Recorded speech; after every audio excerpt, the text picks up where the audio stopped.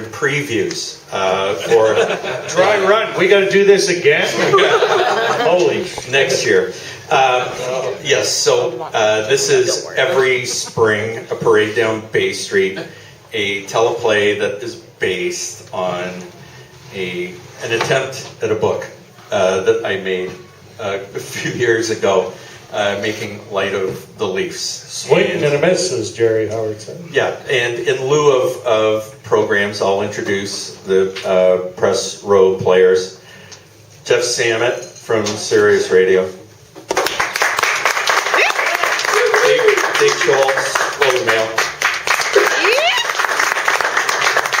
Kevin McGran from Toronto Star.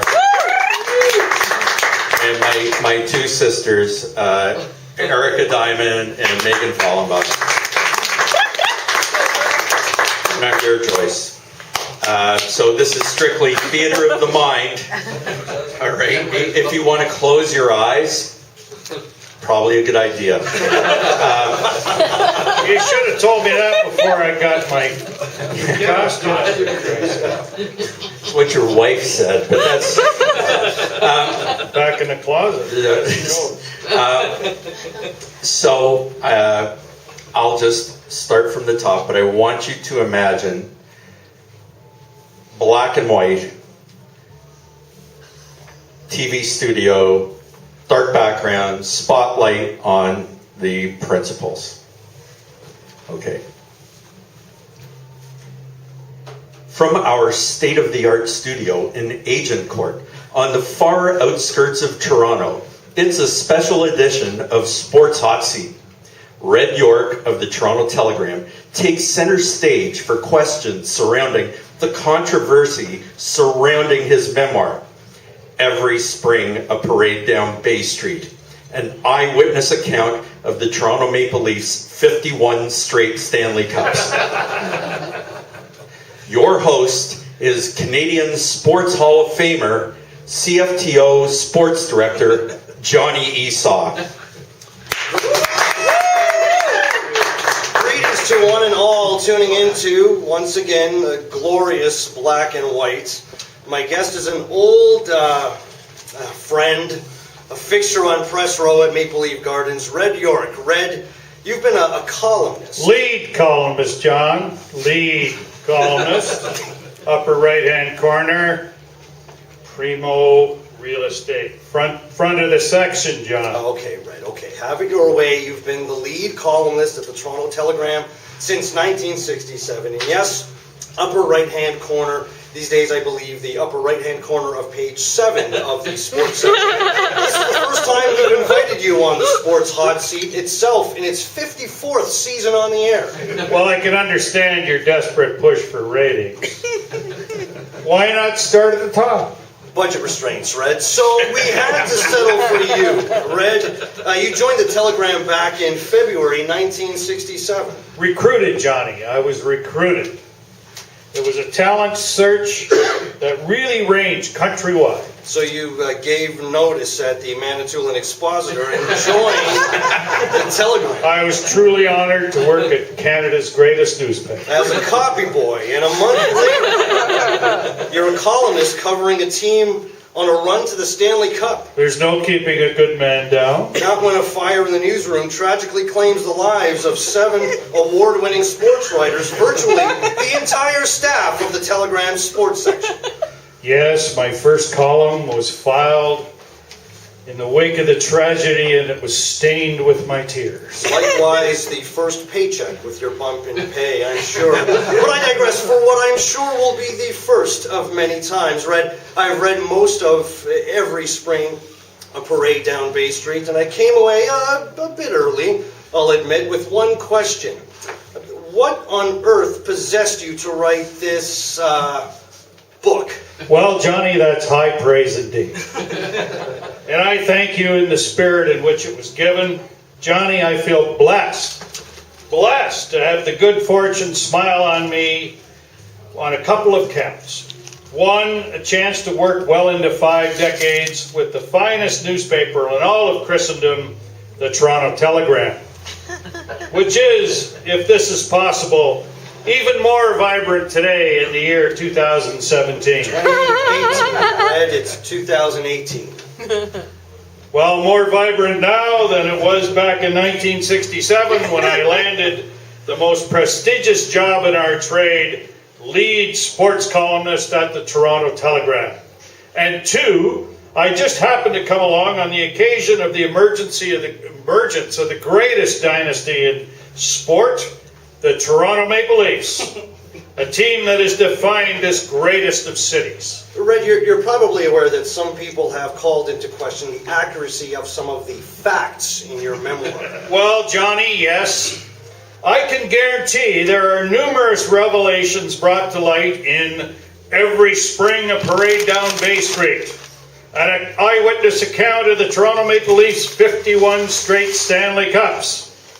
Now, I suppose a few people, those who like to think of themselves as my peers, will look for a nick or a cut here and there that they could hang their criticism on. But Johnny, you have to understand, I was there for history being made, and they, sadly, were not.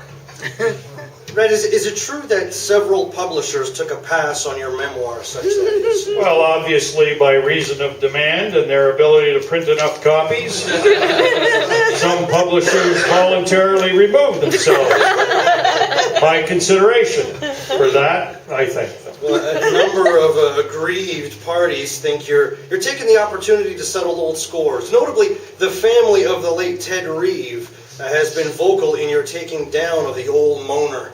Such accusations wound me. Those who think that I would kick an old dog like Ted Reeve while he was down, albeit 6 feet down, just don't know me.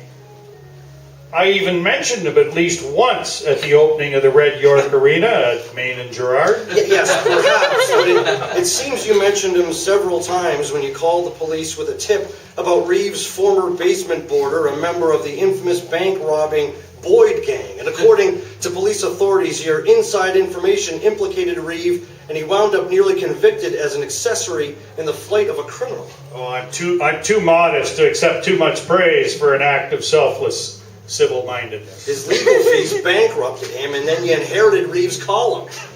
Opportunity knocks. On top of that, you bought Reeves' house in the beach, a pretty prime piece of real estate itself. Well, now that it's been updated. Pretty good for a kid who had been fetching coffee and changing typewriter ribbons for the Telegram staffers. You had been making minimum wage until 6 months before you bought that house. I've done well in the market. By Reeves' account, the deal for his house was signed the day when the Boyd gang was captured, and the loot from the bank jobs never recovered. It might have been a secret that Reeve took to the grave with him. I think I can safely say that Ted Reeves' grave is the one place police needn't have looked. He died penniless. Yes, it was sad. He had once been my mentor, my champion in the newsroom. But there's only so much you can do to him. For him. Right. You're known as a guy who has benefited from having friends in high places. Johnny, I have friends wherever I go. I am a trusted and loyal friend to those who can help me, and those who know me well enough not to ask for my help. Well, Red, some say things have fallen into place very neatly for you in this town because, well, Dick Beto said it best, that you were, quote, a hayseed fresh from the Manitoulin expositor who on bended knees knew precisely whose derriere to smooch or whatever it took. I'll admit, many had to climb a ladder while I took the elevator. And Dick, sadly, well, he slid down the grease pole. While Dick was working in the media, oh gosh, you'd have to go all the way back to 67.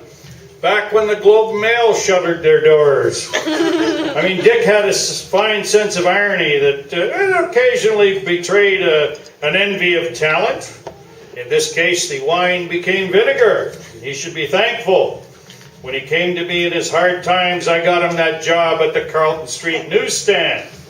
I mean, I know it was only a foot in the door, weekends and nights, Well, but it no was a doubt, start. no doubt a foot in the door that you slammed. But let's move past your inexorable and unexplainable rise of the ranks. On to the Maple Leafs. Ah, the greatest franchise in the history of sweat. That you let Harold Ballard off lightly in this book. How can you take a man to task when his team wins the cup every spring and hosts the parade down Bay Street? I mean, I know some people were rubbed the wrong way by Mr. Ballard. So it is with any man who speaks truth plainly. In that way, he and I are kindred spirits. Well, that's a point we can't agree on. However, unintentionally, you offer it. But this idea of Pal Hal being a civic-minded guy instead of a pure profiteer... Johnny, I wouldn't sit still for a slander of a friend if I didn't have a book to promote. Is there any truth to the word going around that this book, because that's the only way that I do describe it, was authorized and paid for by Harold Ballard while he was alive? According to what I've heard, what you're offering up here is along the lines of a contractual obligation. Oh, that's cold, John. Cold. Colder than the wife's side of the bed. Johnny, my obligation is to the readers of my column in the Toronto Telegram and to the truth. Anything else? Well, I can refer you to my lawyer. Red, our esteemed panelists are gathered here, and I'm going to throw this over to them like a live grenade. One of our regulars, Milt Dunnell, the former columnist with the late lamented Toronto Star, which suspended publication in 1968. You look vaguely familiar. Your position as a publicist with the City Works Department, is that keeping your kids fed? Your concern about the Dunnell's welfare is duly noted. I'm wondering about your position on the labor matters with regard to the Leafs and the rest of the NHL. I believe my position on this has been consistent. Yes, although some in our business would categorize it as recycled. The most polite coinage is management's mouthpiece. Some others are more direct and not suitable for a family broadcast. Yes, most in this business are shameless, and the rest of us work at the Telegram. Milton, it's only commonsensical. Worldly matters have no place in the sacred house of sports. Maybe elsewhere state and religion intersect, but not in Toronto. A players' union would be a violation of that holy place. Maple Leaf Garden. Red, various levels of government see things quite differently. The rest of the NHL abide by labor laws that are long established. Teams have been operating under collective agreements that were negotiated between ownership and the players, and yet you argued for the Leafs exemption from labor legislation that allows the players to organize. With due respect, argue understates it. I believe my voice on this issue was crucial to the City of Toronto's victory on the issue. It was Prime Minister Bob Stanfield who famously said, "When we lose Red York, we've lost Canada." That quote ran in 48-point type across the sports page that day. I think you get all the respect you're due, and significantly, if implausibly, more than that, Red. And Prime Minister Stanfield maintains his quote was taken out of context. I'm inclined to trust the man on that. He suggests he said it when you were up on Parliament Hill and wound up separated from your tour group, Red. Toronto is the most labor-unfriendly environment in all the civilized world, and most of that has yet to be civilized at all. How can you possibly justify this? A little background for those who live outside the city limits of this magical burg. When the Pope Paul came here to the former town of York in 67 and beheld its wonder in the wake of that seminal Stanley Cup victory, he declared Toronto a World Heritage Site. An irony not lost and a half wit. The Roman Catholic pontiff opens an opportunity for your friends of the Orange Order of Toronto to profiteer unconscionably. Providence, if you're inclined to believe in that hocus-pocus stuff. Nonetheless, it allowed the city fathers... Your cronies at City Hall, Ballard, other plutocrats. It allowed the city fathers to take the case through the court system. The Supreme Court made the fairest decision when it upheld Toronto's status as a historically protected site in its entirety and a distinct society. Historical protection means no new buildings or adaptation of existing edifices and infrastructure can be undertaken. Self-determination is part and parcel of that. Values, dress codes, and mores are today as they were in '67. We are the emergency brake against runaway progress. Who has needs for color TV? Never mind these computerized gadgets. And when we speak of heritage, as Pope Paul. Well, yeah, when we speak of heritage as Pope Paul did, we're talking about history. And correct me if I'm wrong. We don't have enough time to correct you when you're wrong. It's only a 1-hour show. Correct me if I'm wrong, but ancient Rome had no unions and no minimum wage, did it? No, there was not much call for that with slavery. Precisely. And so, like a chattel being thrown into the pit with the lions, the Leafs are paid essentially bare honorariums. I don't identify the Leafs with the slaves built. I see them as the lions, and they killed because they were hungry. And because they're lions. At least ancient Rome, but the citizens were allowed into the forum for free. And there the parallel must end. You have to keep up with the times, Uncle Milty. Whenever it's convenient for you, I suppose. Look, there are millions in revenues, and Harold Ballard and later the Ballard Family Trust has taken in more than its fair share, while the Leafs have to hold down day jobs. And that's the stuff that makes the spirit of sport, isn't it? Self-sacrifice, commitment, giving it your all. While ownership gives nothing at all. Well, did we even know who owned the forum? I mean, the one in Rome. Not sure. Probably the guy feeding the lions. Well, thanks for your incisive questioning, Milt. I know it can't be easy. A city works just called and needs a notice sent out that the trash removal will be only 3 days a week, starting post-haste. Let's move over to Bill Stevenson, the voice of sports on CFRB. Bill, take your best shot. Thank you, John. Red, it's great to be here with you today. I'm sure your book is an entertaining read. Red, you've prided yourself on your relationships with Leafs players. But can you be deaf to what is said about you through the hockey media circles? I'm sorry, could you repeat that? Red, they call you a toady. Come again? Red Fisher from the Montreal Gazette said, the Ballards and the Patsies in blue and white can count on the unquestioning loyalty of the local media. The local media starting and ending with Red York, the jackass who passes as a one-trick pony. Oh, I'm afraid years of crushing disappointments. So many ordinary players skating for that once storied and now eclipsed franchise in Montreal would leave a good man embittered. Never mind dead Fisher. Watch out for lightning. Further from Red Fisher, York is simply the player's mouthpiece. Accent on simply. Like the dentures that sit in a glass of water on George Armstrong's night table. York would have you believe Tiger Williams actually deserves his place in the Hall of Fame. I can assure you Tiger Williams deserves his plaque. As chairman of the Hall of Fame Selection Committee, I counted the ballots. Some have said that you more than count the ballots. Some have called for transparency in the selection process, like in baseball. What is important for our Hall of Fame is getting the right man.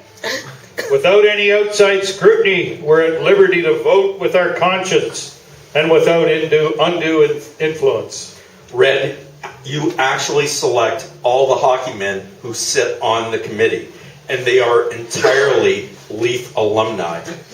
All candidates are given a fair hearing and due consideration. There has been a push for greater representation for other teams in the league. Or any Well, we're working on it, on a white paper. It should be tabled in the next year or the year after, And then sealed and stamped as classified. as would be entirely appropriate. Red, no one is questioning the worthiness of one Dave Keon, but two? David Keon Jr. has made an enormous contribution to the league. Doubtless, he's been the best penalty timekeeper of the era. Maybe More if, you, people ain't talking about that. maybe if you tune out the coaches who say visiting teams serve minor penalties that run 2 minutes and 30 seconds. Seriously, though, the Hall of Fame, the list of Leaf mediocrities goes on. Mirko Freacher, Mike Craig, Vesa Toskala, Dennis Dupari, Greg Terrian, Jeff Ware, Claire Alexander. Claire Alexander, the Mariposa milkman. Yes, the true giant. Yes, and lucky to work in a hidebound city, the only place in the world where milk trucks still operate. But Red, no one outside our area code thinks of these players as Hall of Famers, or even outside this studio. All you have to do is count the rings. They have covered themselves in glory. Okay, let's look at specific cases then. One that you've been criticized most vehemently about is the Orr versus McKenney debate. I don't think I'm telling tales out of school, but I really don't think that Bobby Orr imagines that he, on his best days, was the player Jim McKenney was.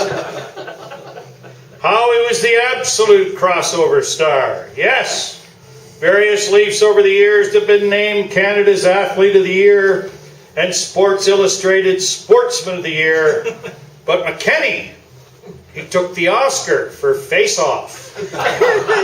It wasn't an Oscar, it was a Gemini. And he didn't win it. He ran on stage and took it during Art Hindle's acceptance speech. And well deserved, too. Red, the fact is Bobby Orr has been roundly regarded as the greatest player who ever lived. And he's not in the Hall of Fame. Over the years, his name has been kicked around the table.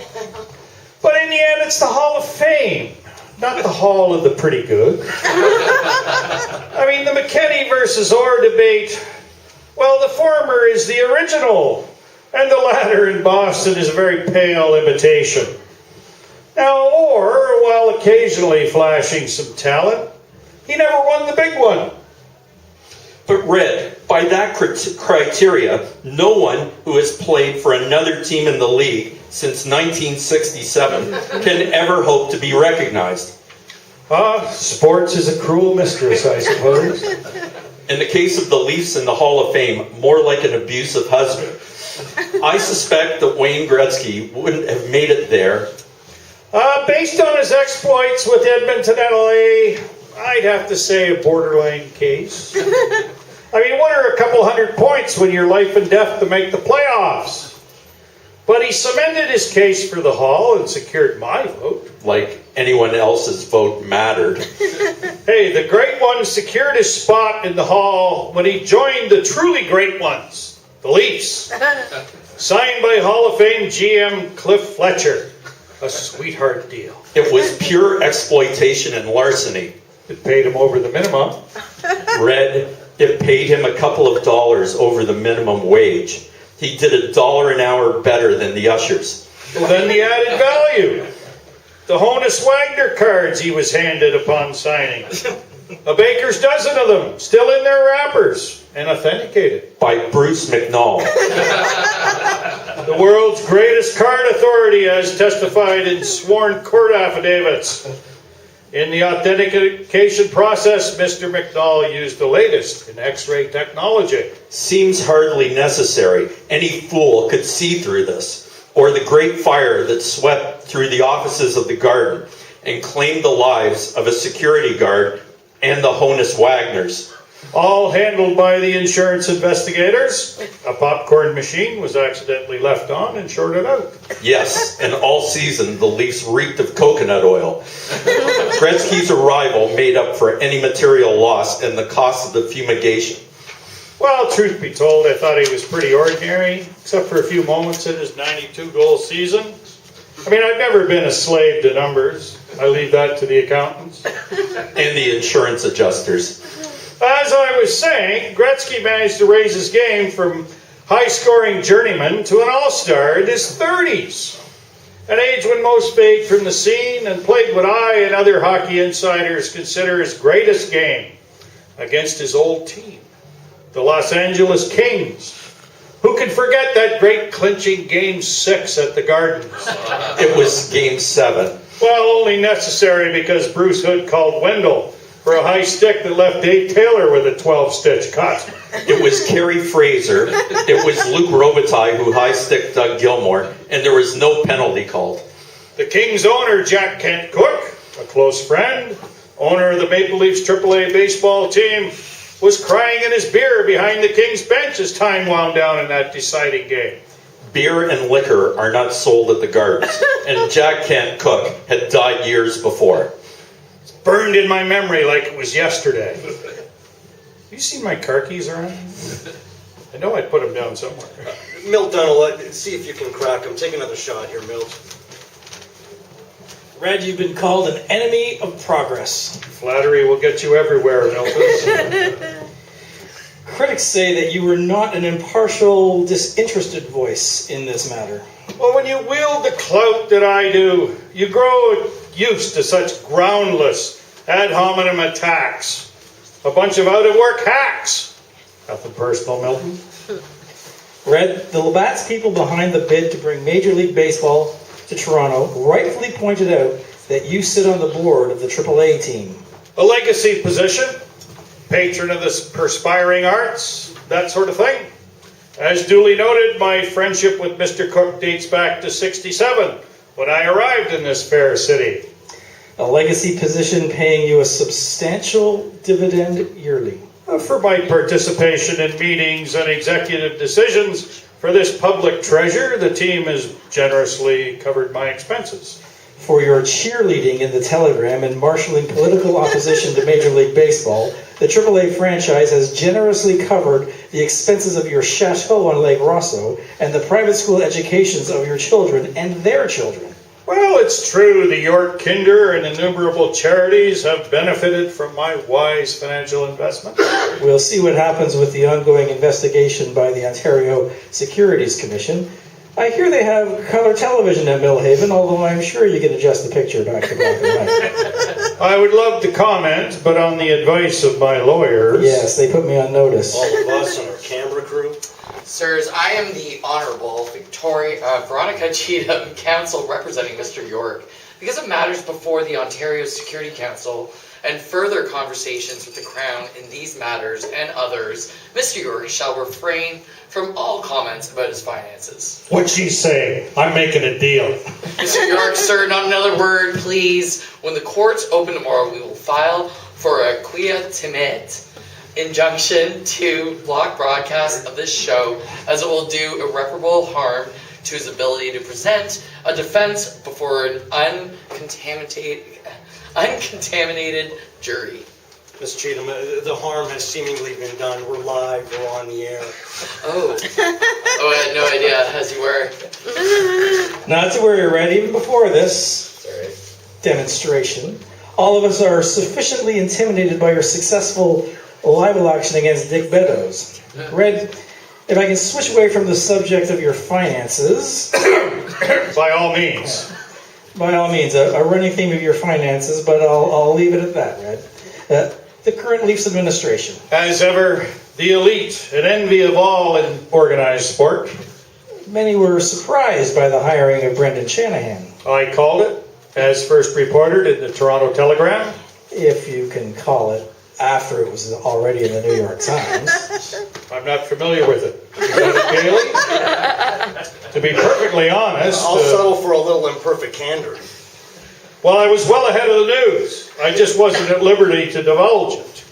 I knew he was returning to the team that made him in his hometown, a true son of Toronto. Well, technically, he's not from Toronto. He's a son of Mimico, a borough in the unamalgamated city, and not coincidentally, also the borough's mayor. For out-of-town viewers, the component parts of the city were given degrees of independence back in the great disamalgamation of the 70s. Yes, Shanahan's victory speech after the people voted is included on side 6 of the 3-sided LP, abridged version of Every Spring a Parade Down Bay Street, available at Sam the Record Man. Well, he seemed to benefit from a well-timed by-election called on a day's notice in the wake of the Leafs' last Stanley Cup, right after. If it had been on Boxing Day, they would have voted for Santa Claus. The Stars certainly did line up for him. Pure coincidence, then, that your wife is head of Toronto's Elections Commission. Like me, someone who has a boundless commitment to public service. The resignation of the sitting mayor of Mimico came as a shock. At least until it was revealed he had accepted a seat on the board with Maple Leaf Gardens. You can't deny a man upward mobility. As well as sole ownership of a parking lot on Church Street at far below market price. To say he's a shrewd man is more than an understatement. Not understatement, I'm smelling. These are disgruntled citizens of Mimico who maintain that Shanahan's bid for the mayoralty wasn't entirely civic-minded. Oh, I'm saddened by such slanders. The Telegram has been surprisingly mute about Shanahan's neighbors' complaints about the 2-story addition built on the Shanahan family bungalow in open defiance of the borough's zoning laws. Well, in the unerring judgment of our editors, the complaints are groundless. The grievances are a petty attempt at score settling by mean-spirited neighbors, whom I've heard to a man are fans of the Canadians. And Shanahan was able to muscle through the designation of the bungalow as the mayoral residence and thus exempt from property tax. Befitting a soon-to-be historical site. Currently an Irish retail outlet flogging Aran sweaters, shillelaghs, and King Clancy bobbleheads on an otherwise residential Mimico street. Well, I'll say this. Many people wouldn't want their abode to be a public landmark at any price. Evidently, the Leaf president has his price. Well, his humble birthplace was already a landmark. Remember how he came over to the Leafs from Hartford and scored those goals in the Leafs shootout victories over the Czechs and the Russians to win gold in the Olympics in Japan? As I smartly quipped, our own rising sun in the land of the rising sun. In such moments, I allow myself to wax poetic. I'd say it's more wax than poetic. Shanahan has proven himself a canny manager-in-chief. This string of near undefeated seasons, he still gets the elite youngsters looking to live their hockey dream. And each taking the hometown haircut for the honor of doing the same. Why, just last season, the team landed this young buck Austin Matthews. Soon to be the latest in an ever longer line of Leaf greats. Yes, and knowing he was destined to go to the Leafs, young Matthews played in Switzerland at 17, so he could sock away enough money to afford a bachelor apartment in his first 3 or 4 seasons in the city. Doing his apprenticeship, like so many who've gone before him. They're made tougher by the lack of distractions and the necessity of taking part-time jobs. Yeah, after a Saturday night game, Matthews leaves the arena to work the midnight shift washing dishes at Fran's. Convenience itself. I'm sure by season 2 or 3 they'll be able to give him a day shift. An all-star living on tips. It's just wrong. Darryl Sittler seemed to do just fine bussing at the Brown Derby. Even when he represented his country against the dreaded Soviets, he kept a few shifts so he could get the employee discount. 10% off during working hours. I need a drink. I thought you didn't drink, Milt. I do now. Yes, from lowly dishwasher to decorated columnist, we're privileged to live and work here. Oops. Not so much those who make minimum wage, which has not been adjusted since 1967. Yes, a city that rewards ambition and sacrifice. Seeming yours is the ambitious and the downtrodden are doing the sacrificing. Likewise, the unions. Yes, Milt, the Telegram's proudest accomplishments are its heading of the resistance to the red scourge that is creeping socialism. Our editorial page, led by the redoubtable Lubor Zink, has shown the unions for what they are, plants of the Soviets. Odd, though, isn't it, that the city's exemption from the ability of workers to collectively bargain issued from what seemed an innocent dispute between Ballard and the garden's ushers with the hanging point of a proposed hourly wage increase of 7 cents. The principle of the thing, Milton. That's how it starts. First it's a dime, then a quarter, and next the fortress is under siege. Pure evil. I know that it hits you hard, Milton, given that your paper, The Star, met its extinction with unionism as its catalytic cancer. Yeah, I still got it. Catalytic cancer. I kind of like that. I liked it too the first time that Lubor Zink wrote it. Yes, I believe I did mention something like that in conversation with my dear friend Lubor the other day. And I said something like, use it if you like. Every day it seems I come up with some nifty turn of phrase in the office. Some bonbon. I think you might mean bon mot, but no matter. Your bonbons don't seem to be quite so sweet to the National Labour Board or the National Hockey League Players Association, as the Maple Leafs are exempt from the collective agreement between the league and the PA. It's a matter that's been decided by the courts. Decided law, I believe they call it. I don't pretend to be a lawyer. No, you're far too busy pretending to be a sports writer. But I digress. Because of this exemption, the Leafs are able to circumvent the league minimum salary. Like Magellan circumvented the world, and Drake after him. I'm not supposing you're talking about the young man from Forest Hill and sits in the front row of Buffalo Braves games, the kid who sings about the area code? I don't get your meaning. As is so often the case. Be that as it may, there is some question about this labor exemption granted. Well, the Supreme Court has ruled that the city has the right to self-governance in such matters as minimum wage. The NHL and NHLPA versus the Toronto Maple Leafs was a gavel-to-gavel rout. The Supreme Court was unanimous in its decision. Not guilty as charged. I, of course, offered an amicus brief, and I kept it as brief as possible. Like the multitudes, I'm watching with the interest the federal inquiry into the court's handling of the case and whether it was appropriate for family members of the justices to be holding shares in the Maple Leaf Gardens Limited. These shares wound up in the sons and daughters' portfolios just preceding the court hearing of the case. My understanding is that these shares were part of a contest, a giveaway when subscribers renewed their season tickets. A free suit at Lou Miles and a share in the business for the lucky few who were drawn and answered the skill testing question.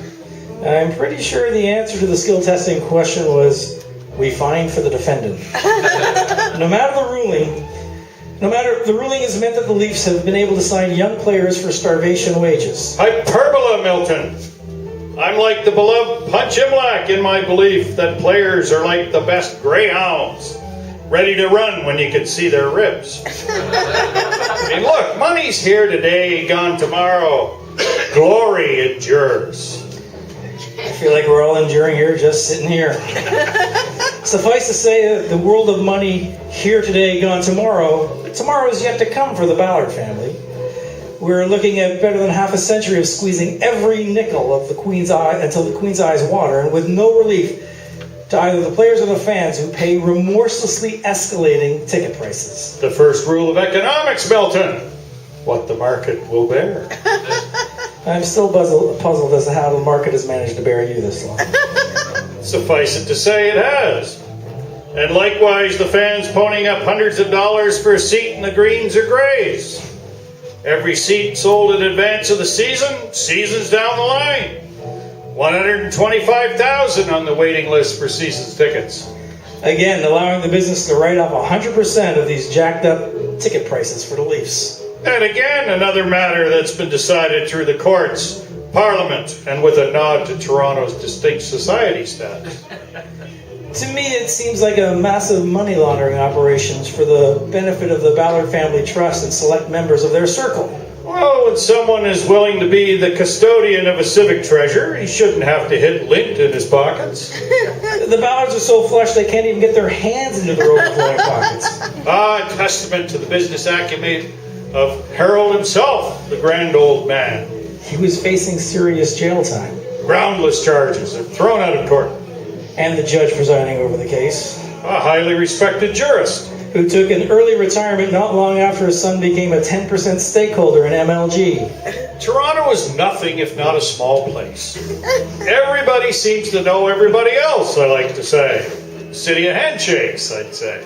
Yeah, and your circles with a wad of pound bills. Red, we've taken the liberty of inviting your wife to chime in, Mrs. Scarlett York, a dear old friend. Ah, mother of my 4 extraordinary sons, and the rock of my life, and thus the foundation of sports journalism in this country. Thanks for joining us here on the Sports Hot Seat. Not often that we get those of the fairer sex. Yeah, and by all accounts, the sex is better than fair.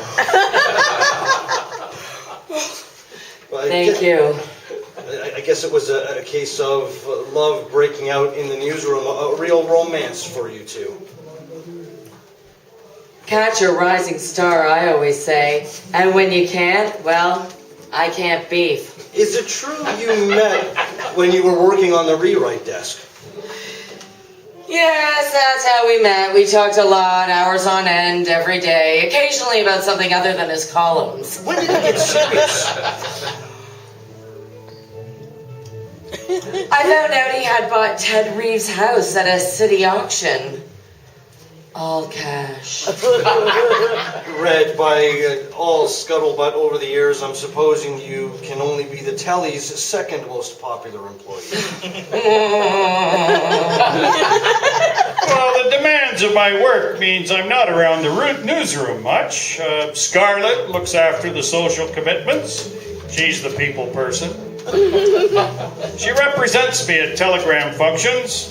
Every year after the big Christmas party, I can count on answering the door where a delivery man waits with flowers.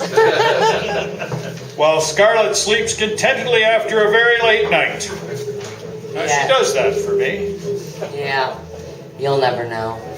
Clearly. Well, I remember starting out at the telly and filing my first humble columns. In no way as accomplished as I am now. Not remotely.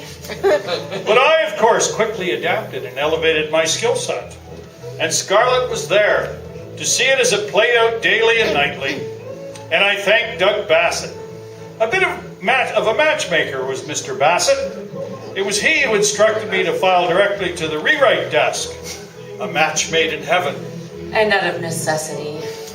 Red, I believe that everyone in the business knows exactly how important Scarlett has been to your career. Thus, she was the first and only rewrite man to receive a national newspaper award for lifetime achievement. And I have never been so honored. It's true, Red, you actually never have won a national newspaper award. It would be unfair to the field. My work's at another standard. Ain't that the truth? I have won the Professional Hockey Writers Association Writer of the Year Award 21 years running. Well, what happened to be the term of your presidency of the association? And it was also when reporters from outside Toronto were relegated to non-voting status. Not to mention the start of my term as acting secretary. A position she has served with distinction all of these years. Well, there has been some question about the award money, which is donated by the Ballard Family Trust. Just another instance of hockey's first family's community service. Jim Proudfoot called it a bald kickback. I'd sick my lawyer on him if he wasn't completely indigent. I'm not one to kick a man when he's down, but I'm glad Chester was able to land on his feet after the shuttering of the Globe and Mail. I hear he's cleaning up these days. Yes, he's working with Maple Leaf Gardens' janitorial crew. Scarlett, tell us about your 4 sons. Oh yes, Teeter, King, Borean, Mats. And they're all players of note. A testament to a good gene pool. More than you'll ever know. They all celebrate birthdays in January. Yes, well, 9 months after the playoffs, Red's on the road a lot. So the blessed events are actually... Yeah, another occasion. When I get home, there's always lots of flowers waiting for me. Delivered a day or two before my return, but no matter. Yeah, by that time they're wilting, which is quite appropriate. Okay, I think this would be an appropriate juncture to go to our separate corners. More like separate realities. Well, for you viewers who have comments or complaints, probably more of the latter, address your mail to letters to Sports Hot Seat P.O. Box 49 Agent Court. Well, that's all from us on CFTO Sports Hot Seat this week. Thanks to Red York. His memoir is available in better bookstores for reading and fire starting. Your kind words encourage me to keep fighting the good fight. Good night. We'd like to thank Scarlett as well.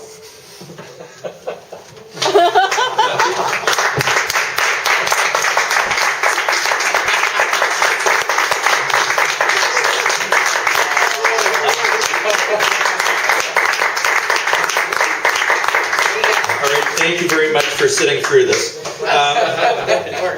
First of all, I'd like to bring up here Erica Diamond, who was... Extraordinary.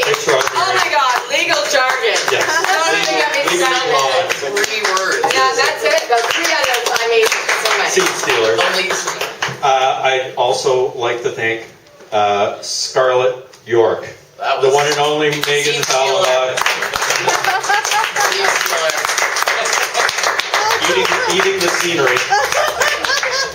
I'd like to thank Kevin McGran in the role of Milt Tunnel.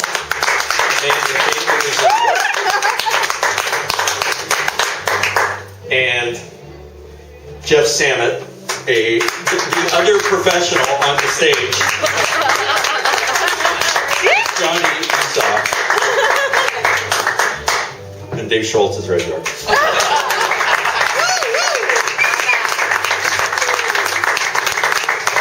Thank you so much for coming. I'm Gare Joyce. That's a ridiculous play.